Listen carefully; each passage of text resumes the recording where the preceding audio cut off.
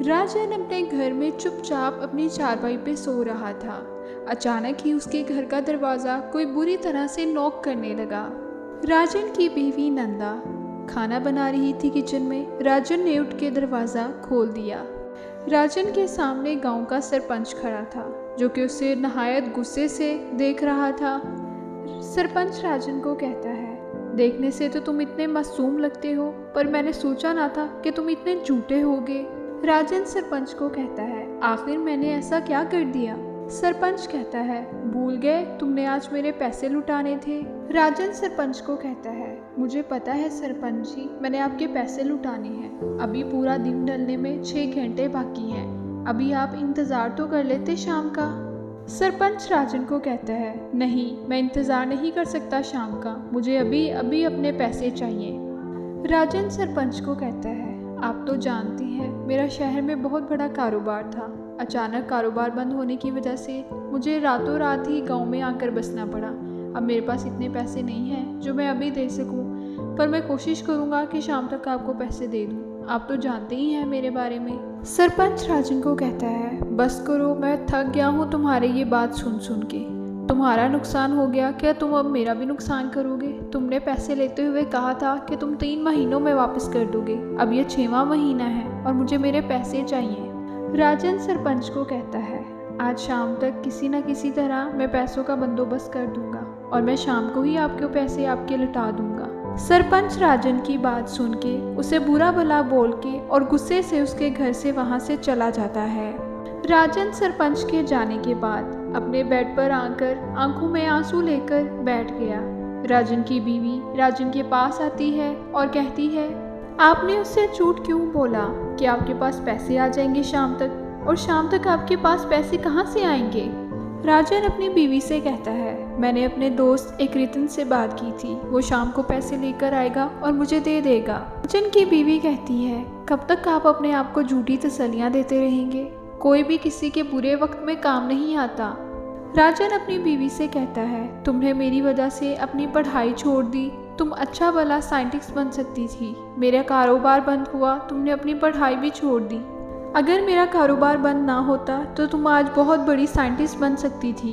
राजन की बीवी कहती है, आप मेरी फिक्र मत करें, मैं अभी भी अपने प्राइवेट प्रोजेक्ट पे लगी ही हूँ। जैसे ही कंप्लीट होगा हमारी अच्छी खासी मदद हो जाएगी और मुझे उम्मीद है कि मैं इसमें पूरी तरह कामयाब हो जाऊंगी।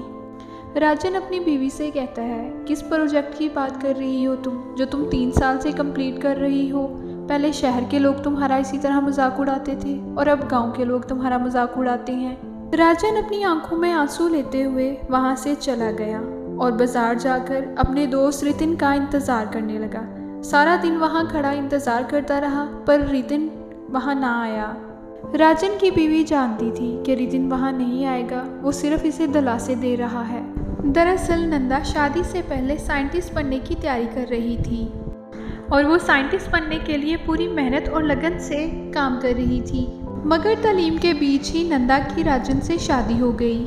शादी के बाद राजन ने नंदा को तालीम जारी रखने का कहा। नंदा खुश हो गई ये बात सुन के, पर हालात ऐसे नहीं थे। मगर अचानक ही राजन का बिजनेस ठप हो गया। राजन के ऊपर शहर का बहुत सारा कर्जा चढ़ गया था। राजन रातों रात शहर से गांव आकर बस गया। यहाँ राजन के मम्मी पापा सालों पहले बसा करते थे। राजन की बीवी काम से फ्री होकर अपने प्रोजेक्ट पर काम करती। नंदा काफ़ी सालों से एक रोबोट बनाने की कोशिश में लगी हुई थी। नंदा अपने प्रोजेक्ट में लगी ही हुई थी कि सरपंच और उसका नौकर घर के अंदर दाखिल हो जाते हैं और पूछते हैं, राजन कहाँ है? राजन की बीवी उनसे कहती है कि जी वो सुबह से ही घर से निकले हुए हैं। सरपंच राजन की बीवी से कहता है, अगर वो आए तो उसे कहना कि सरपंच अपने पैसे मांगने आया था, और वैसे तुम बना क्या रही हो? राजन की बीवी कहती है, जी मैं सालों से एक रोबोट बनाने की कोशिश में लगी हुई हूँ, ये बिल्कुल इंसानों के जैसे काम करेगा।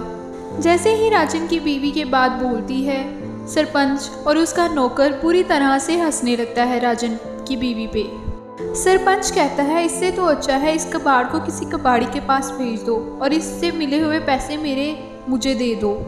सरपंच का नौकर बीमा कहता है, इससे तो अच्छा है कि तुम हमारे घर के आकर बर्तन मांज दिया करो। इससे जो पैसे होंगे तुम हमारा कर्जा भी उतर जाएगा और तुम लोग भी हंसी खुशी रहने लगोगे।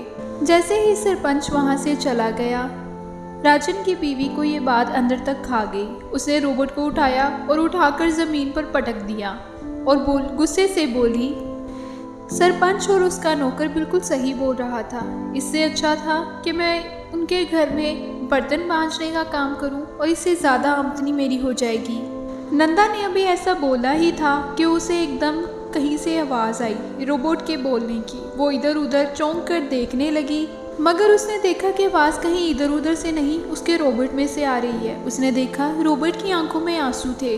नंदा कहती है, ये मैं क्या देख रही हूँ, कहीं ये मेरी आंखों का अंधा तो नहीं। रोबोट नंदा से बोलता है, नहीं माँ, ये तुम्हारी आंखों का धोखा नहीं। जब तुमने मुझे ज़मीन पर ज़ोर से फेंका, मेरे जिस्म तब से बहुत दर्द कर रहा है। नंदा उस रोबोट को बड़ी हैरानी से देखने लगी। नंदा को नहीं पता था कि नंदा का शोहर भी पीछे से ये सब देख रहा है। राजन अपनी बीवी से कहता है, तुमने तो कमाल कर दिया, ये रोबोट तो बिल्कुल इंसानों के जैसे काम कर रहा है। राजन की बीवी कहती है कि मुझे पूरा यकीन था कि मैं अपने काम में कामयाब हो जाऊंगी।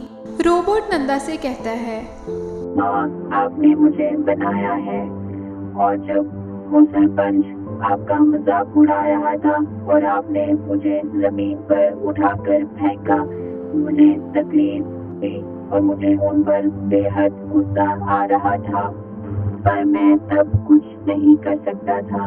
जब आपने मुझे जमीन पर फेंका, मुझे में ताकत आ गई और मैं अब इंसानों के जैसे सब सोच भी सकता हूँ और सब काम भी कर सकता हूँ। अब मुझ में बेहद ताकत आ गई है। नंदा रोबोट से कहती है, मुझे तुम्हारे आंसू बता रहे थे कि तुम में अब इंसानों के जैसे इमोशनल भी हैं। रोबोट इनसे कहता है, माँ, अब मैं आ गया हूँ, मैं अब सब काम कर सकता हूँ, खेती बाड़ी भी कर सकता हूँ और अब पापा के बिजनेस में भी हाथ बटा सकता हूँ। राजन अपनी बीवी की तरफ उड़ के देखता है और कहता है, ये कैसे हो सकता है। राजन की बीवी कहती है, क्यों नहीं हो सकता, ये सब हो सकता है। मैंने इसके दिमाग में बहुत सारी साइंटिफिक किताबें भरी हुई हैं। उस दिन से राजन का बेटा खेती बाड़ी का काम करने लगा। एक दिन का काम 2 घंटों में कंप्लीट कर लेता। देखते ही देखते राजन के पास पैसों की बारिश होने लगी। कुछ ही दिनों में राजन ने सरपंच का कर्जा भी चुका दिया। राजन अपना खुद का कारोबार भी चलाने के बारे में सोचने लगा, पर सरपंच को ये बात सोचकर बिल्कुल अच्छा नहीं लगा। सरपंच ने अपने नौकर से बात की और बोला, राजन का वालिद भी एक कामयाब आदमी था, पर मैं ज़िंदगी में कभी उससे आगे नहीं बढ़ पाया। पर सोचा कि राजन ने मेरे पैसे देने हैं और इसे मैं खूब गांव में जलील करूंगा, पर ऐसा नहीं कर पाया क्योंकि राजन की बीवी ने एक अच्छा काम कर दिखाया।